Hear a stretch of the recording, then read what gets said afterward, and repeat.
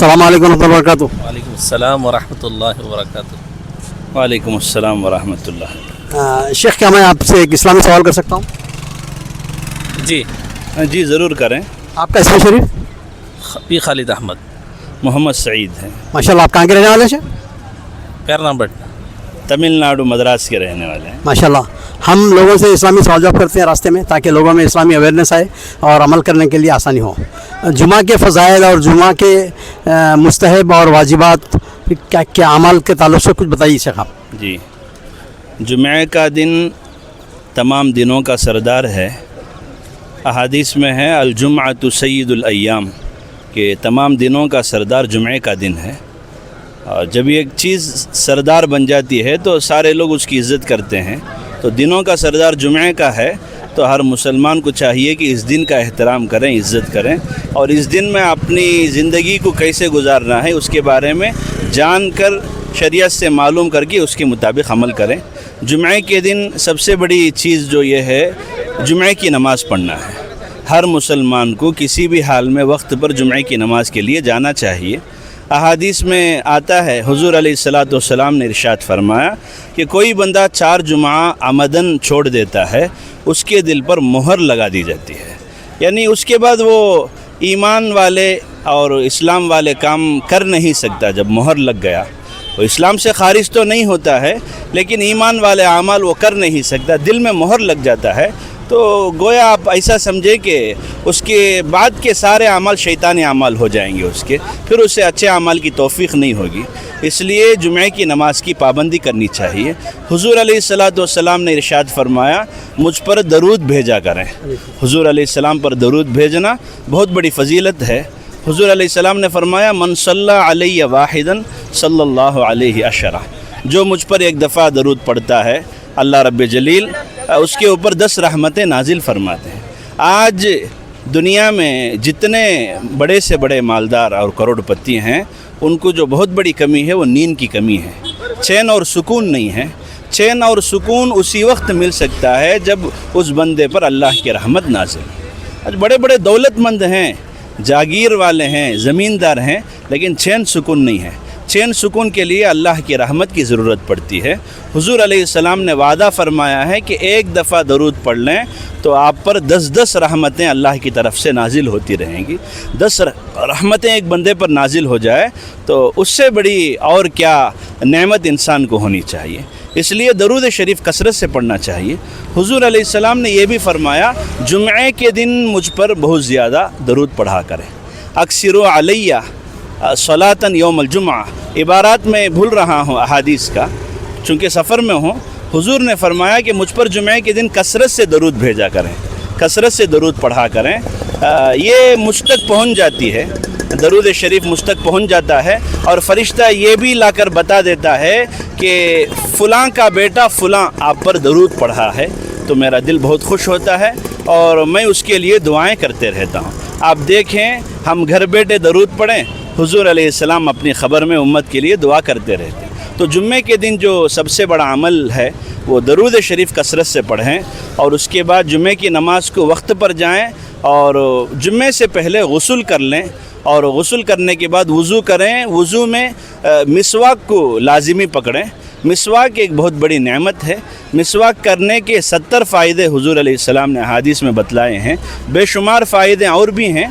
सबसे बड़ा छोटा फ़ायदा यह है कि दांत की बीमारियों से हिफाजत हो जाती है, और बहुत बड़ा फ़ायदा यह है कि जो बंदा मिसवाक करता रहता है उसके दांत और मुंह साफ़ रहते हैं, और मौत के वक्त कलीमा नसीब हो जाता है। तो मिसवाक जुम्मे के दिन लाजिमी पकड़ें, और अच्छा कपड़ा, उम्दा कपड़ा पहन कर जाएँ, और अपने पास मौजूद अच्छा अतर खुशबू लगा कर जाएँ, और सुरमा लगा कर जाएँ, और अपने बालों को तेल लगाएं। हुज़ूर अलैहिस्सलाम की सुन्नत थी कि जब बालों को तेल लगाते थे तो अच्छी तरह कंघी कर लेते थे, बहुत खूबसूरत बना लेते थे, और अमामा पहन कर जाते थे हुज़ूर अलैहिस्सलाम। अगर आपको हो सके तो अमामा पहन कर जाएं, या नहीं तो टोपी तो कम से कम अमामा का बदल है, टोपी पहन लें।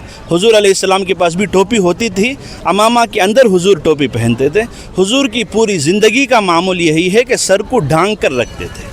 سر کو ڈھانک کر رکھنا ہے تو آپ ٹوپی پہن کر جائیں یا عمامہ پگڑی پہن کر جائیں یا سر کو کپڑے سے باندھ کر تو کم از کم جائیں. تو جمعے کو اچھا کپڑا پہنیں, خوشبو پہنیں, عمامہ اور پگڑی پہن کر جائیں اور جاتے ہوئے ایک راستے سے جائیں, کسی پر نظر نہ پڑے, خاص کر نامحرم عورتوں پر آپ کی نظر نہ پڑے. نظر کو پوری طرح جھکا کر آپ اللہ کی بارگاہ میں مسجد میں پہنچ جائیں. مسجد میں جب اندر چلے جائیں کسی کو پھاند کر آگے بڑھنے کی کوشش نہ کریں. جہاں جگہ خالی ہو اس طرح جہاں تک ہو سکے جلد چلے جائیں اور ممبر کے قریب بیٹھ جائیں.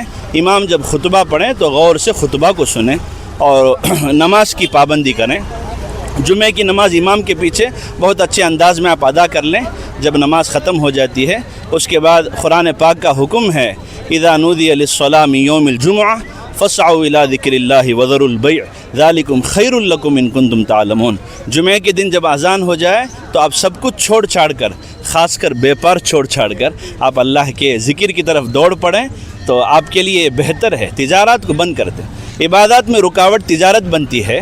تو جمعے کے دن خاص کر اللہ نے اپنی زبان سے پارہ نمبر 28 میں سورۃ الجمعہ میں کہا ہے تجارت کو چھوڑیں. جمعے کے دن جمعے کے وقت میں تجارت کو بند کر کے آپ اللہ کے لیے نماز میں چلے جائیں. جب آپ نماز میں چلے جائیں اللہ فرماتے ہیں ذالکم خیر لکم, اس میں تمہارے لیے برکت ہے, رحمتیں ہیں, خوبیاں ہیں. آپ کی زندگی کی پوری کامیابیاں جمعے کی نماز ادا کرنے میں. جب جمعے کی نماز ختم ہو جائے اس کے بعد آپ کھا پی کر اپنے بیپار میں لگ جائیں. اللہ تعالیٰ فرماتے ہیں اس کے بعد بیپار کر کے دیکھیں آپ کی تجارت میں کیسی برکت ہوتی ہے.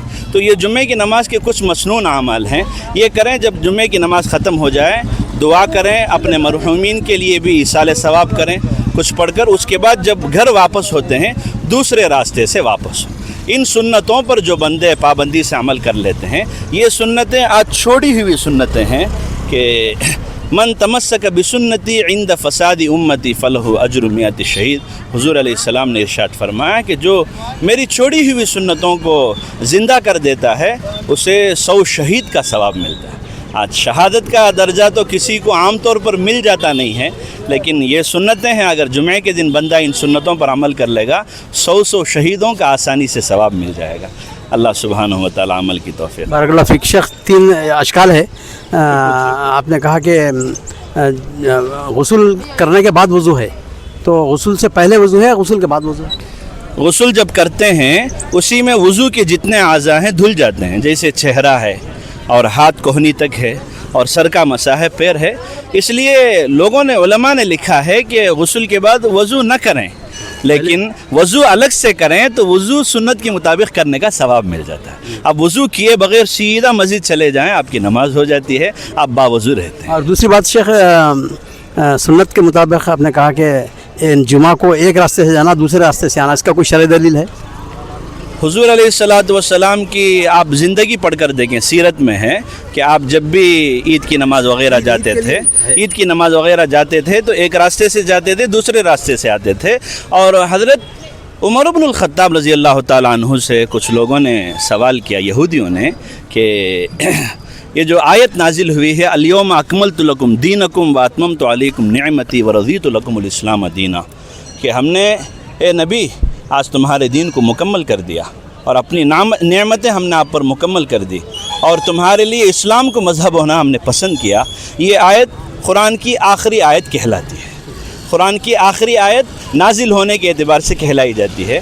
یہ آیت نازل ہوئی عرفے کے دن اور وہ دن جمعہ کا دن بھی تھا. تو بعض یہودیوں نے حضرت عمر بن الخطاب رضی اللہ تعالیٰ عنہ سے سوال فرمایا کہ آپ اگر ایسی آیت ہمارے اوپر نازل ہوتی تو ہم اس کو عید کا دن بنا لیتے. تو حضرت عمر نے فرمایا بھائی ہمارے پاس تو وہ عید کا دن ہی ہے, عرفے کا دن نازل ہوا, وہ آیت عرفے کے دن نازل ہوئی اور جمعے کے دن نازل ہوئی. جمعے کا دن تو ہمارے پاس عید کا دن ہی ہے, تو جمعے کا دن جمعے کا دنوں کا سردار بھی ہے, عید کا دن بھی ہے.